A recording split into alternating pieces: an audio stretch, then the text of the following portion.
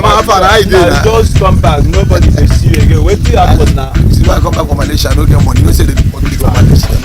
See your customer. Hey, mama. I work now. You get my power? No, I no get my power. You go be now. You know say my baby huge. I don't get use my power. Nah, they deport me. I get problem for abroad.